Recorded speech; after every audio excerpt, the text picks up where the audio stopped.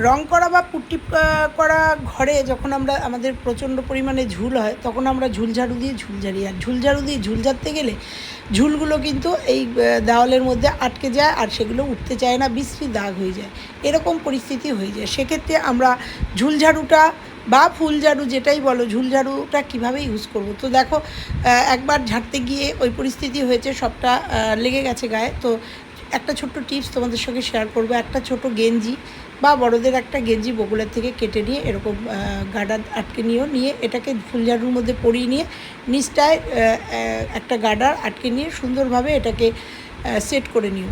তাতে কি হবে, আমরা তো ফুলঝাড়ু ছাড়া হাত পাই না, বড় লাঠির মাধ্যমে এটা করে নিলে, আর ভেতরে যেহেতু ফুলঝাড়ু রয়েছে সেটার ধারটা থাকবে, আর সুন্দরভাবে কিন্তু একটা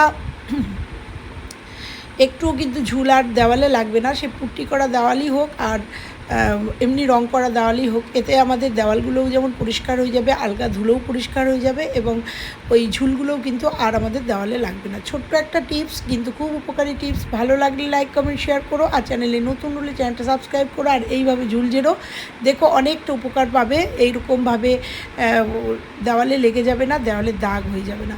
সুন্দর একটা টিপস তোমাদের সঙ্গে শেয়ার করলাম, ভালো লাগলে নিজেদের মধ্যে শেয়ার করে দিও। আর ফুল ঝাড়ু এইভাবে তোমরা ইউজ করে একবার দেখো, অনেকটাই উপকার পাবে। তো চলো, টাটা, আবার ফিরছি অন্য কোনো ভিডিওর সঙ্গে, ততক্ষণের জন্য